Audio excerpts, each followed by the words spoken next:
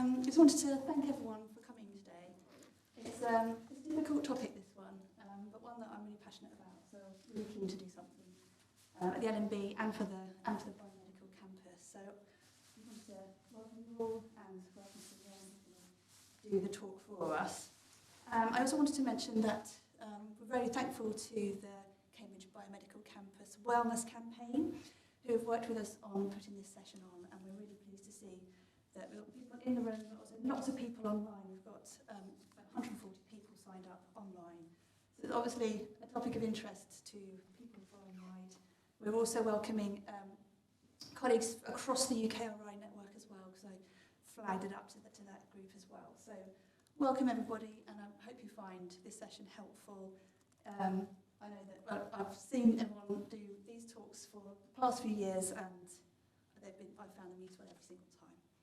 So, just to clarify timing, so we'll start nowish, and we've got an hour booked in for everyone to do a talk with a bit of time for Q&A. If you've got any questions, please save them up for the end, and we'll have some time then to ask questions from the room and also from those online. And if one has some time at the end as well, offline, if you want to come, people in the room come and have a talk, then so please come forward if you want to.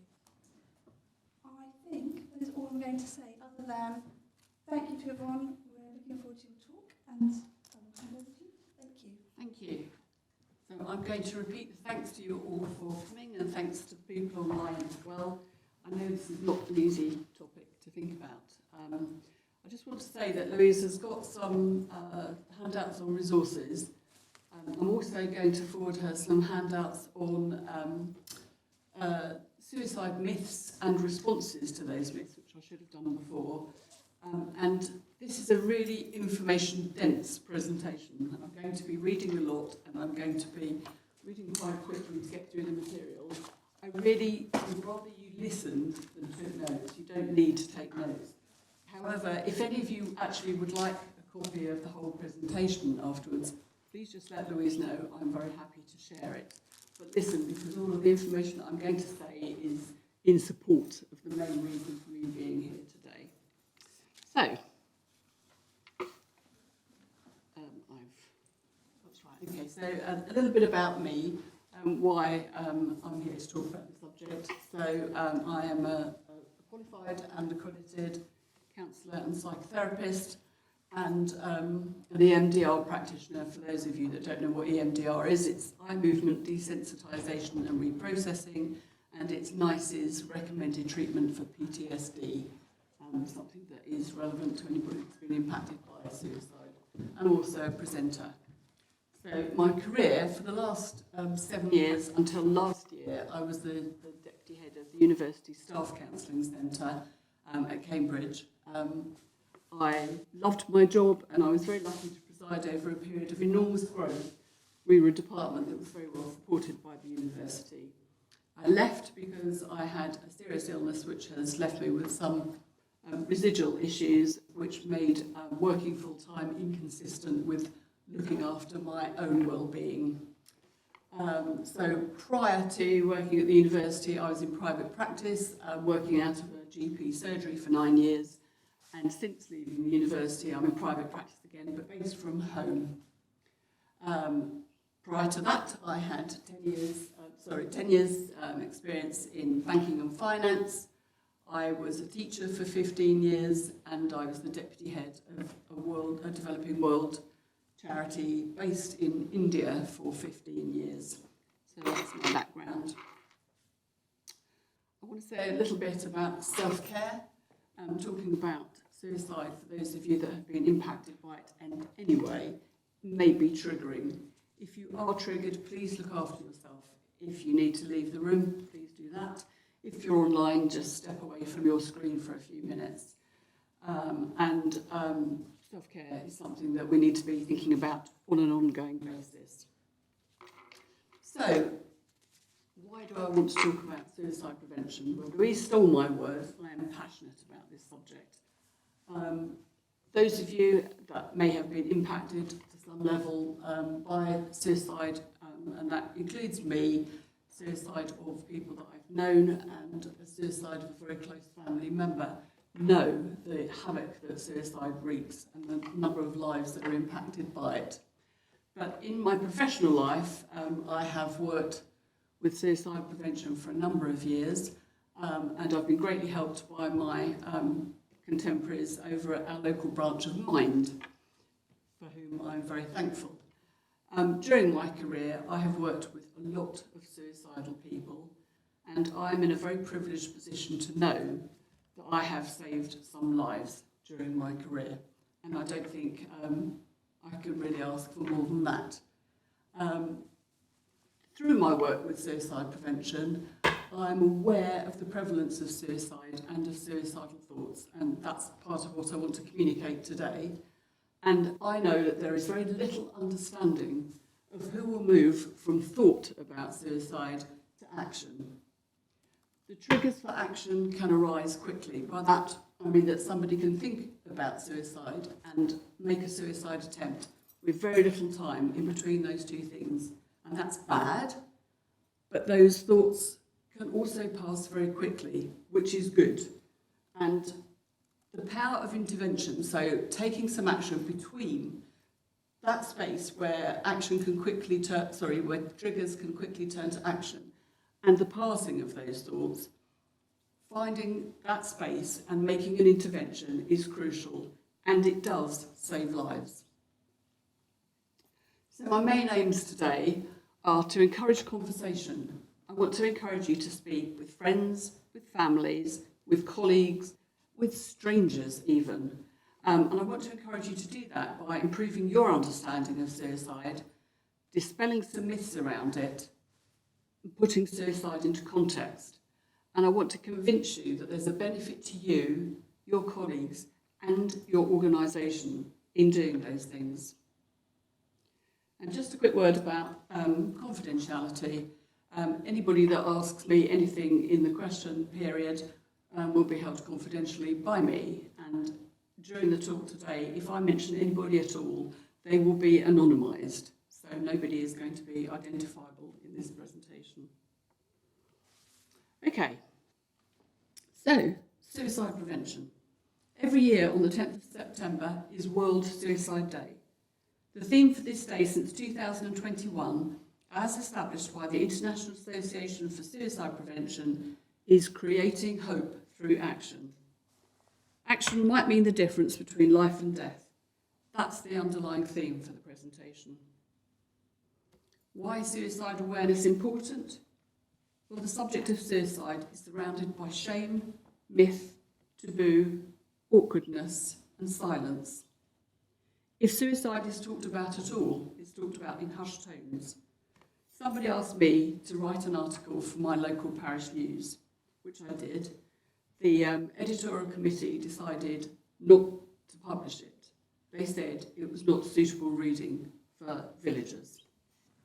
That silence costs lives. If you are concerned about the mental health of someone you know, please do not avoid an open conversation with them. One of the many myths around suicide is that asking someone if they feel suicidal may prompt them to take their own lives. The charities Mind and Samaritans assure us that there is absolutely no evidence that this is the case.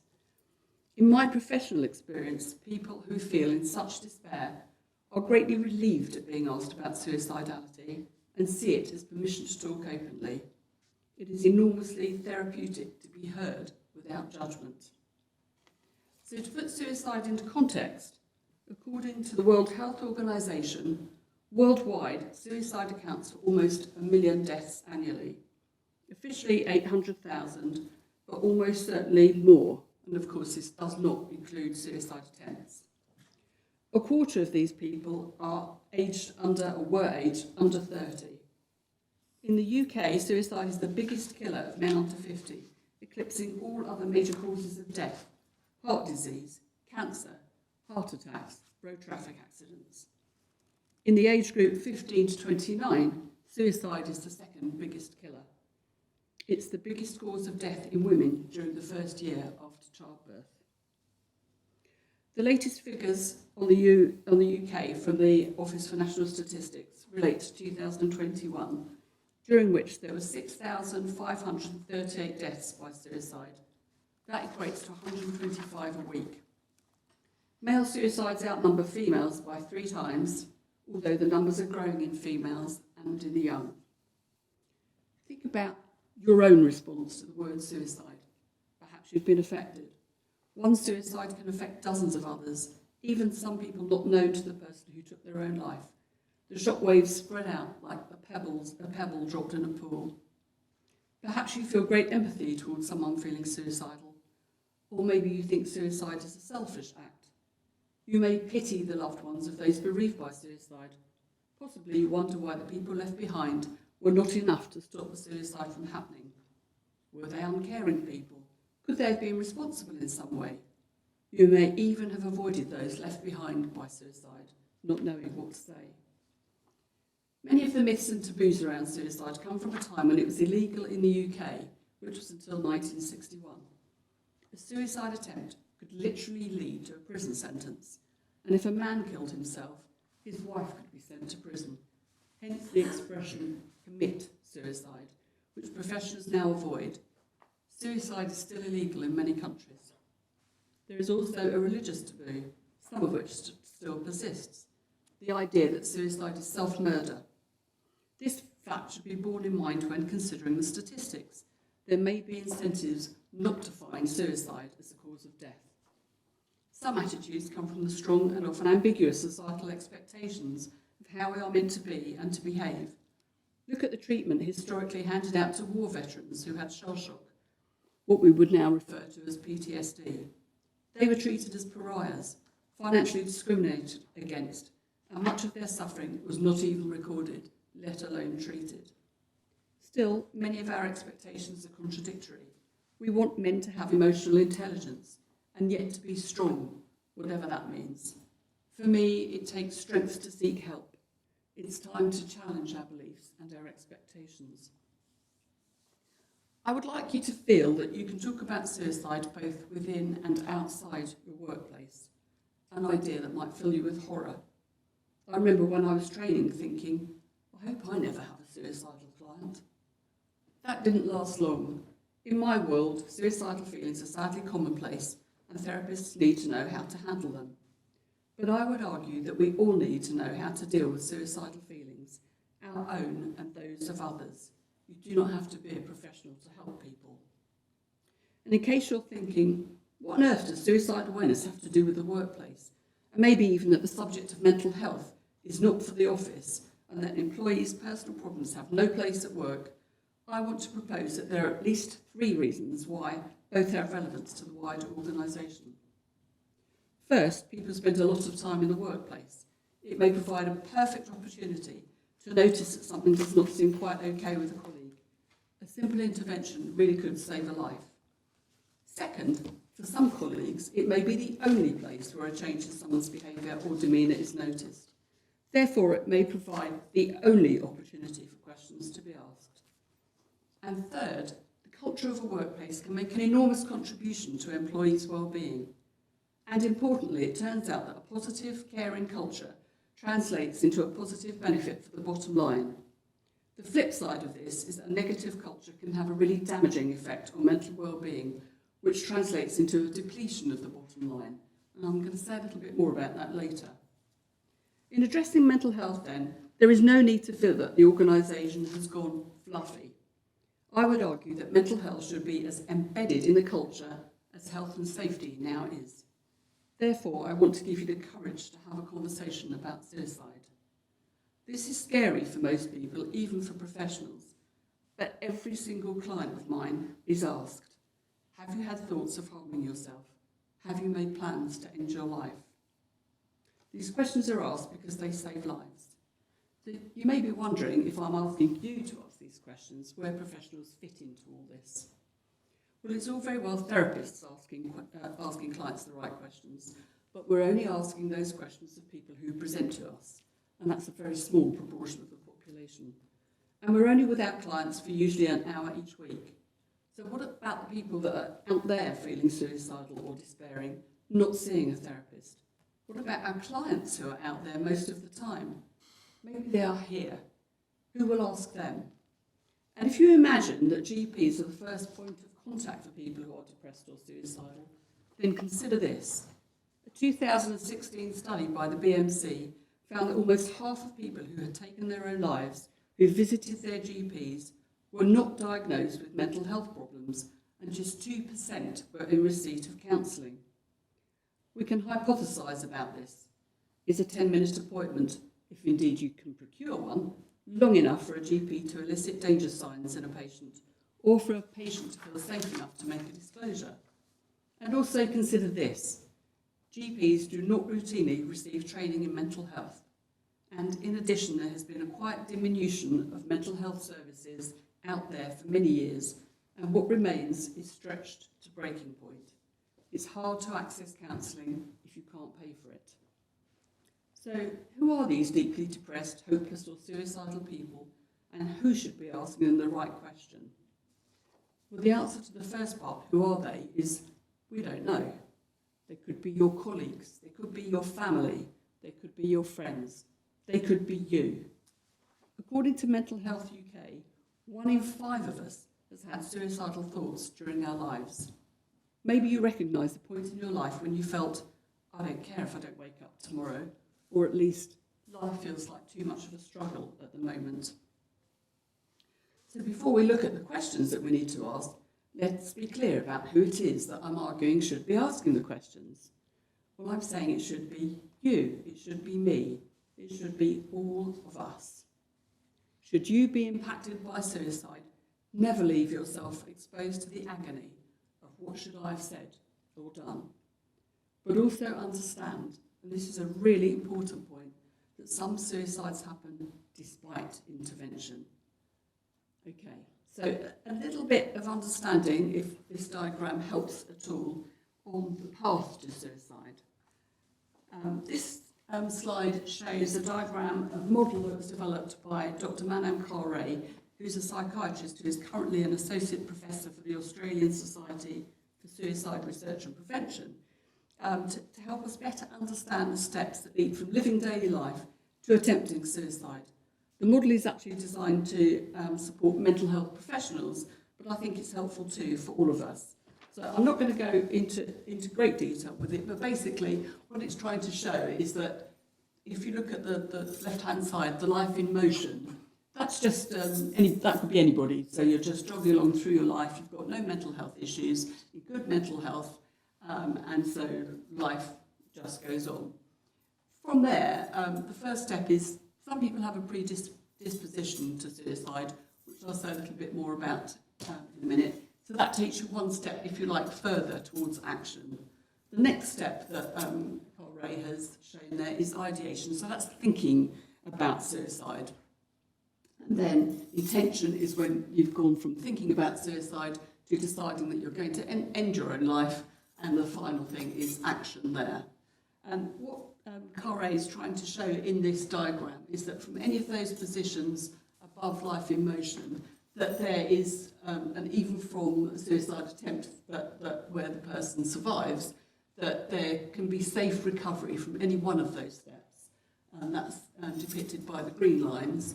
And the purple lines show that from post-action for someone that survived a suicide attempt, it's possible to go back to any of those steps. So it's just an attempt to show that suicide generally doesn't just happen, there tends to be a journey towards it, and hopefully I'm going to make clear why that's important. So some people I've argued have a predisposition to suicide. What might that be? Well, it could be something genetic that gives them a tendency, for example, to depression or other mental illnesses, or a predisposition might be linked to adverse early life experiences. So that might be abuse, neglect, early death of a parent, parents with mental health problems, drug and alcohol abuse, parental domestic abuse, loneliness, isolation or abandonment, or perfectionism or poverty. We are profoundly affected by early life experiences. Having someone close to you, family or friend, who has died by suicide is also a risk factor. Predisposition also arises within certain groups who may particularly suffer discrimination, stigma and prejudice. Anything that makes us different, such as trans and non-binary people, where poor mental health is more common. Clearly, risk increases when there are multiple adverse factors. Suicide rates are higher in areas of socio-economic deprivation, so important factors may be poor health, housing and job prospects. The highest suicide rate is among divorced men, who are 3 times more likely to take their own lives than those who are married or in a civil partnership. And when we're thinking about predisposition, let's not forget what the past few years have been like. Banking crisis, Brexit, concerns about climate change, COVID, cost of living crisis, the state of politics, a general sense of worldly gloom. I have never met anybody who's depressed for no reason, even if they don't yet know the reason. Many people deny their sadness because they have never felt entitled to it, or they are ashamed. If you know someone who is depressed, they can't simply pull themselves together. Nobody chooses to feel like crap. Of course, most people who struggle with poor mental health never move from having a predisposition to suicidality. They never become suicidal, even if their lives feel difficult. But they are more at risk if an adverse life event occurs. For example, redundancy, a relationship breakup, ill health, bereavement, a failed interview, a piece of research not published, a failed grant application, even a criticism at work or missing a deadline. Similarly, with no predisposing factors, an adverse life event can catapult someone from life in motion to ideation, that is, having suicidal thoughts but no plan. And from here, it may be a short transition to suicidal intention and then action to occur. And as Carre shows on his diagram, the step of intention may be bypassed completely, so somebody might go from simply thinking about suicide to a suicide attempt. So why is Carre's model important to professionals in mental health and to everybody else? Well, professionals have long concentrated on assessing suicidal risk, effectively establishing the likelihood of suicide by focusing solely on whether an individual currently has any suicidal thoughts or intention. In other words, if an individual says, I have suicidal thoughts, but I would never act on them, they were considered to be low risk. So can we simply assume that that person is always low risk for suicide and proceed accordingly? Carre argues, no, we cannot. Professionals do, or certainly should, understand that these states, ideation, intention, action, are not static. That someone who says, I'll never take my own life, may move to a different place and quickly if an adverse life event were to happen. Professionals should be asking questions, the same questions, regularly, and trying to establish with their client what may trigger a move to a different state in either direction, because it also happens to be that positive life changes can be protective, such as someone moving to a new job or entering into a new relationship or developing healthier life habits. So what might make me change from having vague suicidal thoughts to deciding I'm going to try to take my own life to working on a plan of how to do this? Likewise, what could pull me back? What could give me hope to keep myself safe? Can you answer these questions for you? The British Association of Counselling and Psychotherapy, the BACP, the professional body of which I'm an accredited member and whose ethical code I'm bound by, absolutely emphasises the complexity of risk and the need for a more nuanced approach to reduce suicide, based on establishing a good working therapeutic alliance between therapist and client. Nevertheless, static risk assessments still take place despite being notoriously unreliable. For all of us, this is critical to understand. If my friend, my colleague, my family member said they were okay yesterday, are they still okay today? I need to keep asking, and I need to be clear exactly what it is that I am asking. I want to again just emphasise 2 important things here. Most people who are depressed do not take their own lives, so please don't be alarmed if you know someone that's depressed.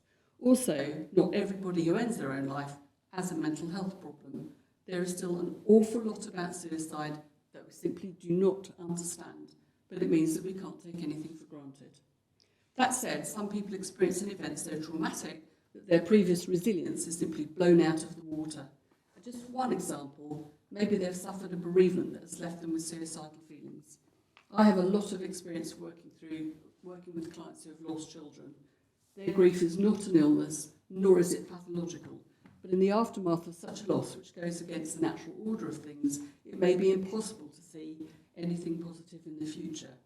If we know this, This is a gap for intervention that aims to keep someone safe right now so that the future has a chance to grow. There's a long list of possible events that could equally transport someone with no predisposition towards suicidality, being the victim of crime such as rape or mugging, witnessing crime or something intensely distressing, an accident for example. This can result in PTSD, which can have a profound effect on someone's life. And I've used EMDR with a lot of people with PTSD.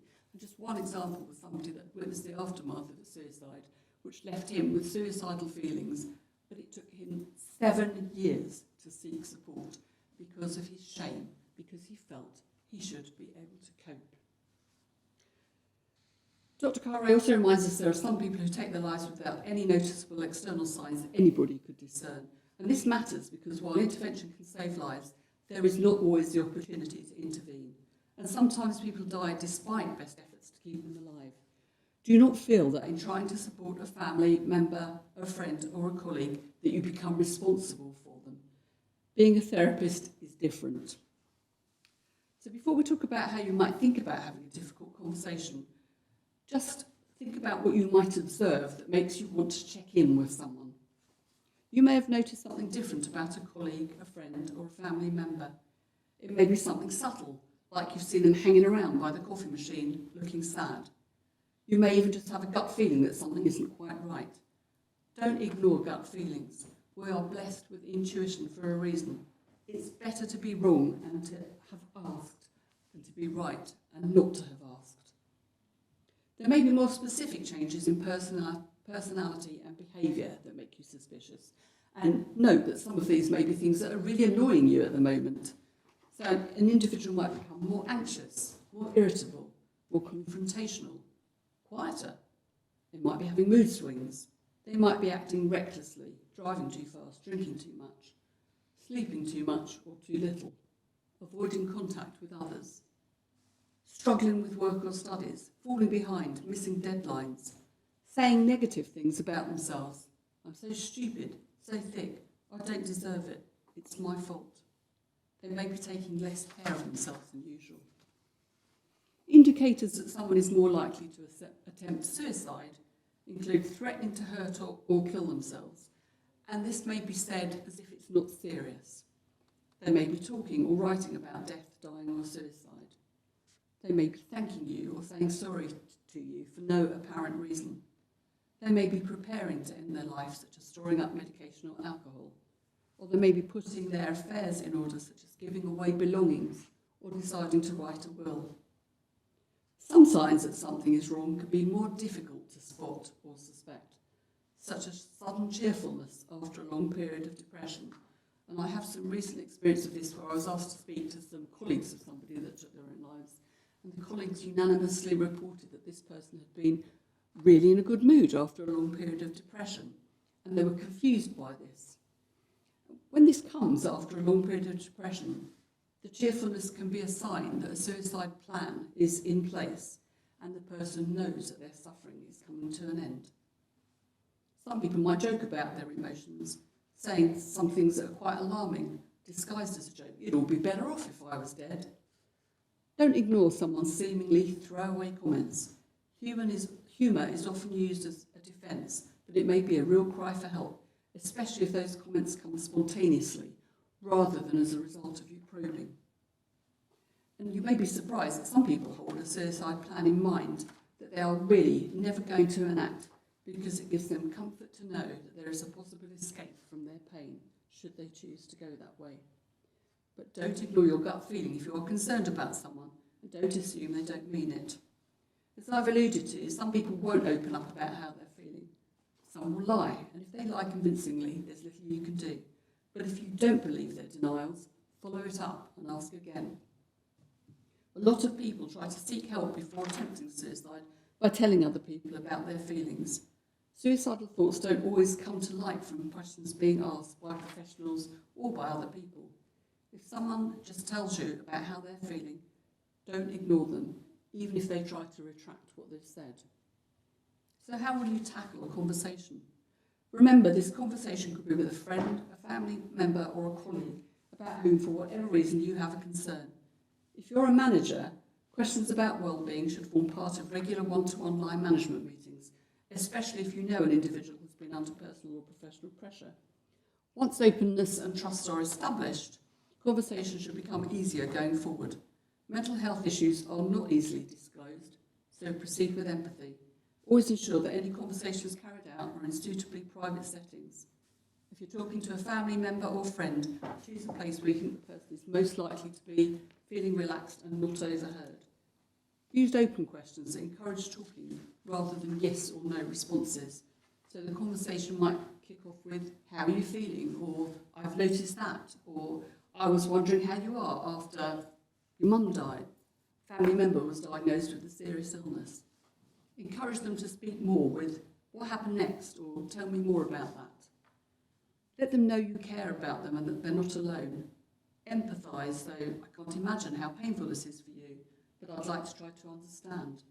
Be non-judgmental, don't criticise or blame.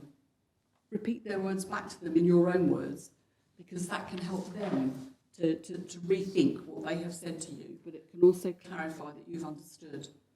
Ask about their reasons for living and dying and listen to their answers. Try to explore their reasons for living in more detail, because this can instill hope.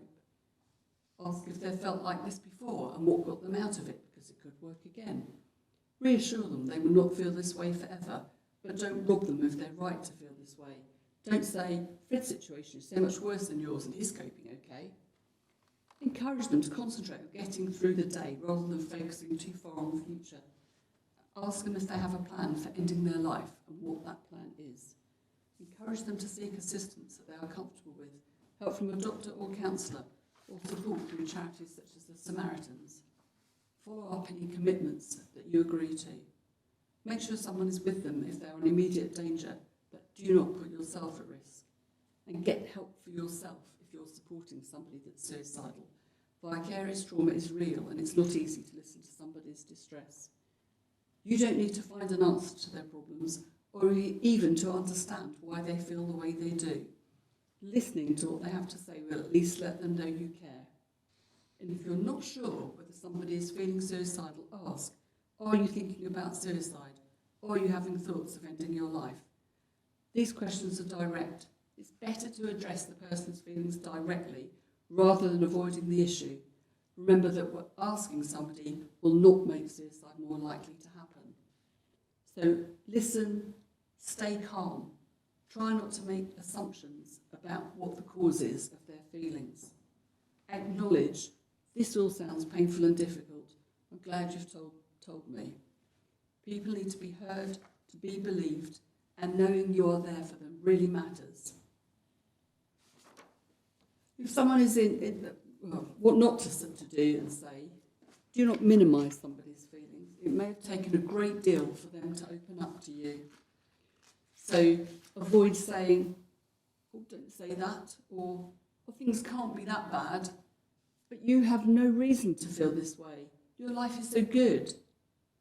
What would I do without you? You didn't mean that. And avoid euphemisms like, please don't do anything silly. Suicide is not silly. And don't promise confidentiality because you may need to access help. What to do next? So if you think that you're with somebody who's in imminent danger of suicide, they have a plan that they intend carrying out. You can dial 111 option 2 and get straight through to the crisis team. That's a service that's in Cambridge and Peterborough. Dial 999 or take somebody to A&E if it is safe for you to do so. If you dial 999 and are with the person, continue talking to them and perhaps offer them support going forwards. If it's relevant and appropriate, remove anything with which they might harm themselves. If that person is you, if you're alone, either go to A&E if you are able, or call for an ambulance. The crisis team again is another option. If you have people around you, please tell somebody. Okay, so the charity, the Samaritans, has a safety plan. I'm not going to linger on this for very long. I'm just going to talk about it very briefly, about what a safety plan is. Again, if anybody wants it, I have got some responses to the safety plan. But Most mental health professionals will be familiar with safety plans. The Samaritans template is available online on their website. The idea is for someone who has experienced suicidal thoughts to plan what to do in the event that they become suicidal, at which point clear thinking may not be available to them. Some organisations think that we should all make safety plans, whatever our mental health is at any given point in time. Made with a cool head, the plan provides us with steps for us to take to mitigate against suicide. And if you look at some of the questions there, if you think about just daily life, if something really gets us down, we have a great tendency to forget those things that can cheer us up in our normal lives. So when we're feeling really depressed, that's the time when we're least likely to do things like phone a friend, go for a walk, listen to calm music. It's always useful to have these things written down so that we know what to do when we are feeling low. It's very common to feel defended against the idea of having mental health difficulties, let alone suicidality. But none of us knows what life may throw at us. So at the very least, it's good to know what helps us when we're feeling low, and then building whatever that is into our daily lives. And I just thought, on your resources list, there are a couple of apps that I've mentioned that are recommended by mental health charities that are pretty good. And the advantage of an app compared to going online is you can have this ready on your phone at any time. One is called Stay Alive and the other is called Safety Plan. Very easy to download from the App Store and very useful. If you're with somebody that has suicidal thoughts but no plan or intent, encourage them to seek help, starting with their GP. Medication may be helpful. Mention counselling and opening up to their family if their family is not the problem, and it's likely to be helpful to open up to them. So, suicidal myths, again, I've got no intentions of going through all of these today because we haven't got time. But again, they're available as a handout, or they're available if you want a whole presentation. But these are things that really we must work against. And one of them, somewhere on the list, is that most people that talk about suicide, most people who talk about suicide aren't serious and won't go through with it. I can tell you for a fact that is just not true. And I remember working with somebody, I contacted their GP while they were still in my office because I was so concerned about them. And when they came back to their next session, they said that the GP had simply said, I'm not worried about you, people that talk about suicide never do it. And I was frankly appalled by that because it just is not true. Okay, so I'm going to leave you to have a look at those in your own time if you're interested in doing so. So, sorry, I've lost my page here.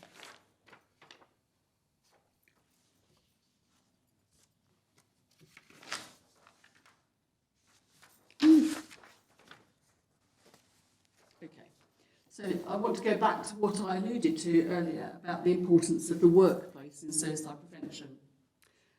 Sally Spencer-Thomas is an American clinical psychologist who advocates for better mental health support and suicide prevention programs in the workplace. I've already touched on the fact that individuals may have factors external to the workplace that make them more likely to suffer from depression, anxiety or suicidality. Suicide itself may affect a workforce if an employee, past or present, takes their own life, or indeed someone related to or known by an employee or by the organisation dies by suicide. Spencer-Thomas argues that employers should look after the mental health of their employees because the bottom line is impacted by poor mental health in the following ways. And it's not just your mental health, we are affected by the mental health of others too. So she argues that it affects productivity, morale, absenteeism, presenteeism, extra workload to cover sickness absence, missed deadlines, hiring of temporary staff, recruitment costs, and retraining costs. The Chartered Institute of Personnel and Development, the CIPD, supports all of this. It says that the estimated cost to the UK economy of mental health problems is £117.9 billion every year. An important piece of research that was conducted in 2017, Thriving at Work, the Stevenson Farmer Review of Mental Health and Employers, highlighted the significant costs to employers of poor mental health. Deloitte, the accounting firm, has subsequently published biannual updates to this analysis. With the March 2022 report, finding costs to employers amounting to £56 billion a year. And this is made up of absenteeism, costing £6.1 billion, presenteeism and staff turnover. And I've highlighted presenteeism because if you have members of your team that are absent, you're likely to notice that. If somebody's off sick frequently, you might want to pull them into the office and find out what's wrong, why are they off frequently, why have they been off for a long time, to find out what issues there are. But with presenteeism, that's people that are turning up for work but not performing to their full potential. You may not notice them, and if you look at the cost associated with that, between 24 and 27 billion pounds a year, that is enormous. So you might just think this person is lazy or whatever, but what I'm saying is we need to take notice of people that are showing up for work to make sure that they are okay. So if you think about the workplace, the organisation, it's what gives people a sense of belonging and identity, maybe status, a place where they're validated, where their views count, where they have impact, a place where they build friendships and support. It's not just a place where we need to look after people impacted by suicide, but where we should seek to contribute to suicide prevention and for good mental health. When I worked at the University Staff Counselling Centre, staff were entitled to 8 to 10 sessions of counselling free of charge. It was clear that staff used and valued this service, and exit interviews demonstrated its success in reducing absenteeism and contributing to well-being and problem resolution. It helped them to sort out whatever it was that brought them to counselling in the first place. The centre also provided preventative and early intervention training, for example, mindfulness, anxiety management, developing coping strategies. Several cohorts in the university, mostly where specific pressures had been identified, also provided with reflective practice opportunities, a place in which to unpick challenging and sometimes distressing work experiences. Also, I was often deployed to help colleagues talk through, for example, sudden deaths or suicides, and there was special support in particular circumstances. The killings at London Bridge, the economic crisis, Brexit, COVID, were all affected by what goes on in the wider world, including, for example, broader concerns about climate change and the state of the world generally, and for example, the war in Ukraine in particular. During my time at the university, I also saw the impact of poor work practices on employees, as well as good work practices, it needs to be said. So poor work practices include people with low job control, excessive work demands, poor reward for effort, poor career opportunities, perceived job insecurity, lack of autonomy, lack of challenge, toxic physical working environments, might even just be that the building needs a facelift, bullying, harassment, even at a low level that people might frame as light-hearted, prejudice and discrimination, lack of support, feeling unnoticed, poor work-life balance, lack of support with external factors that are impacting staff, lack of purpose, not understanding how work connects to the organisational goals, feeling trapped. I counselled somebody once that said to me, really did say this, I have to say in my job I've only got 10 years to go. And I remember saying 10 years is a jolly long time to be unhappy. Sleep disruption for those working shifts and working in a culture of alcohol and drug abuse. I also saw that my own small changes made a big impact. For example, changing the way staff meetings worked, sending out questionnaires on inclusion, requesting feedback, taking ideas from staff about developing new support and training, rather than me thinking up all the ideas. This reduced pressure on me, increased staff satisfaction, and improved what we had to offer while making use of in-house talent. Also, some very basic things, provision of basic kitchen facilities, somewhere to sit at lunchtime, the installation of a shower that made it more appealing to cycle to work. So be bold, change your culture if you need to, show employees that you mean it. So what support is available to staff here? So my understanding is that there's EAP, so I, being slightly biased, would say do consider in-house counselling. It's really helpful when counsellors know the organisation that they're working in. I also understand you've got mental health first aiders to I think it's really excellent because they are close colleagues, more likely to notice changes, and they've got some training, so they're best placed to notice. Inclusive management training and practice. Provide proactive training for staff, anxiety management, mindfulness, reflective practice, for example, to support mental health first aiders, and know where to sign people. For example, the BACP website for private counselling, counselling directory.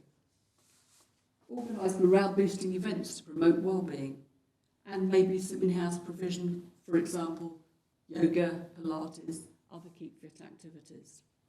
So in summary, talk, it could save a life, but it doesn't make you responsible. Remember that we don't know who might take their own life. Listen carefully, don't judge, signpost people, and remember that support needs to be ongoing. Self-care. And what does that mean? Well, it's personal to you, but it's worth you making a list of those things that are helpful for you. Exercise, eating well, etc., etc., etc. And consider what the organisation can offer or change, because this will add value to the organisation. So if anybody prefers acronyms, I've created CALM. So create an opportunity for calm conversation. Clarify what you hear. Change the culture. Ask questions. Ask again. Don't make assumptions. Listen without interruption or judgment. Make it clear that you're really listening. Manage the situation if action is required. Make a plan. Manage. Motivate your staff. Thank you so much for sitting through that. I realised it was very dense and very full of information. Just let Louise know if you want any more information from me, and spread the word, because you really can save a life. Thank you very much.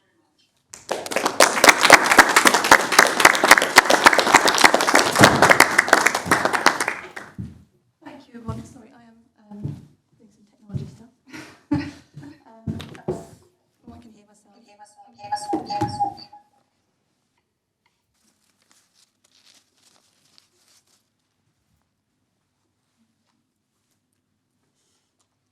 Anyway, I want to say thank you to Yvonne. I've heard your talk, doing these talks for a good few times now, and every time it's a really good reminder. So there was a lot in there. So we will definitely make the slides available, and there's a recording of this available as well if you want to revisit. That will be available soon on our YouTube channel. But yes, there was a lot in there, so there may be some questions you got for Yvonne. Computer story to you. So if there's any questions in the room, let us know. I'll have a look and see if there's any on the online questions. How can I turn myself off?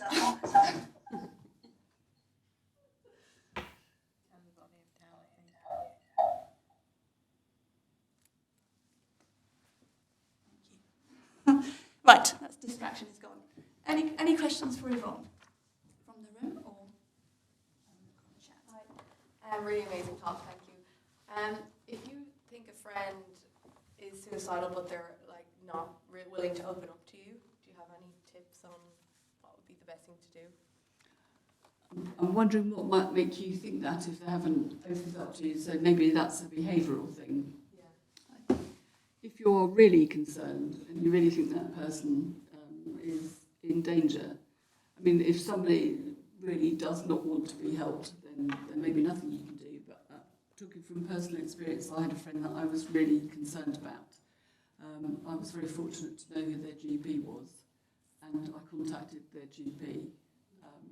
This is obviously breaking confidentiality, but and that's a big subject with counsellors, the whole thing about breaking confidentiality. But I did speak to their GP, and the GP asked me if I thought there was a real danger to this person. I said yes, I did, and obviously didn't get any feedback beyond that. But I do know that the GP contacted them and brought them in for a chat. I think even if somebody's not opening up, you could still make suggestions about perhaps talking to a counsellor, therapist, something along those lines.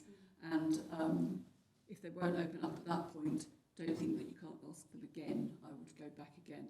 But I would never, ever advocate doing nothing if you are seriously concerned about somebody. And like I said, even if it really upsets the friend, I think that that's a risk that is worth taking. Thank you.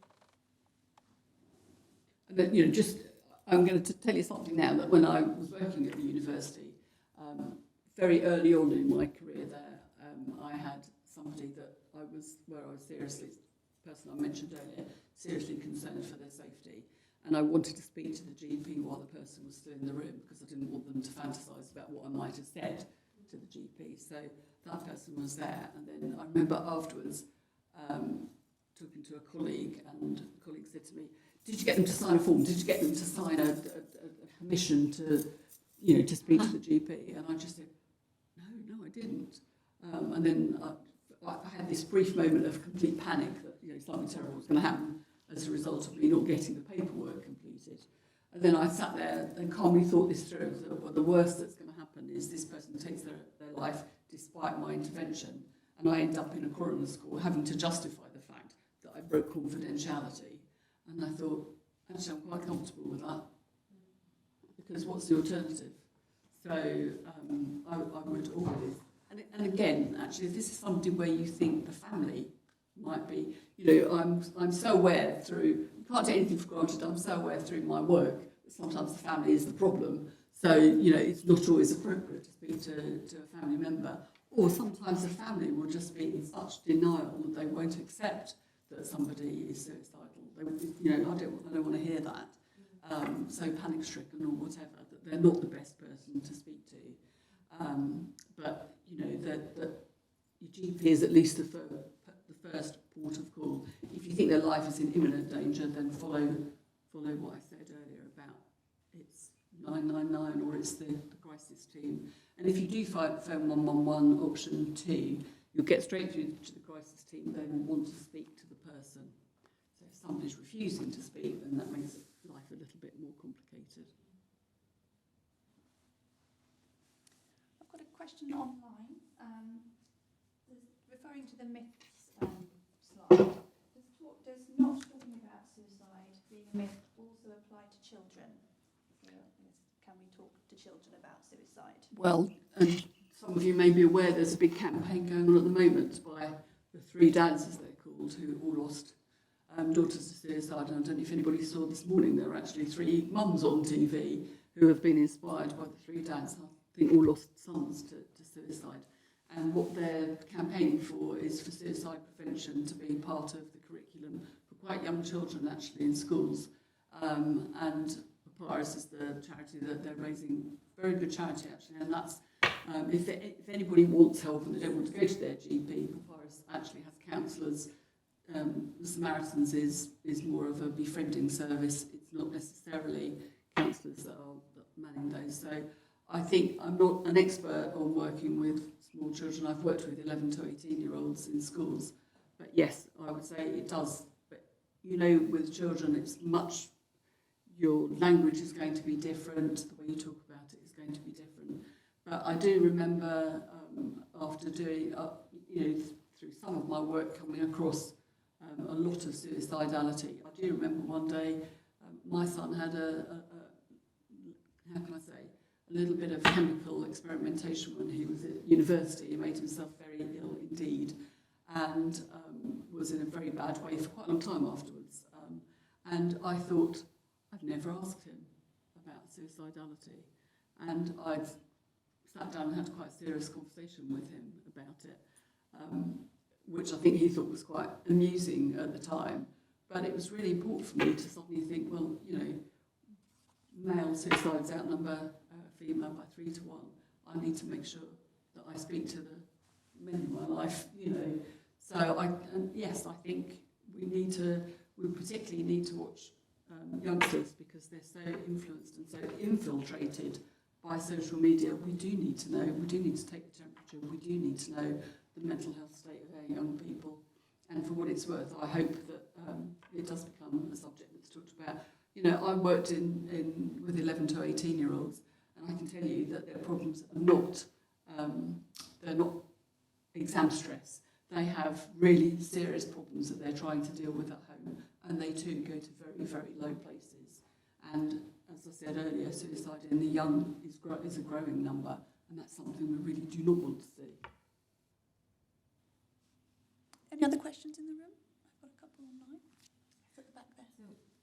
So, when someone is in a situation of depression and thinking about suicide, I feel like maybe often they will be also scared of seeking professional help and talking about their problems. Do you have any tips on how to stimulate or push the person to seek professional help? I couldn't hear all of that. Are you saying that you want some guidance on stimulating a conversation with somebody? On stimulating someone to seek professional help and like therapy. To seek professional help. I mean, it's so difficult. It's a bit of a mantra in counselling because you can't force anybody to go for counselling.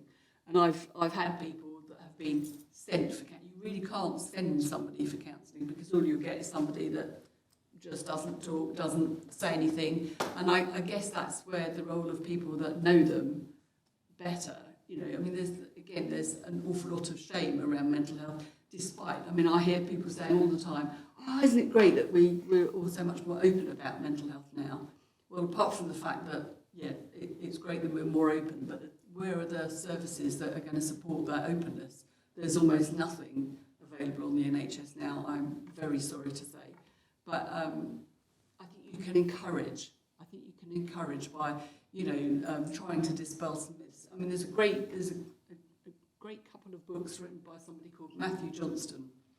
I think one's called The Black Dog, and I think that's what they're called. But he was an illustrator. He is an illustrator.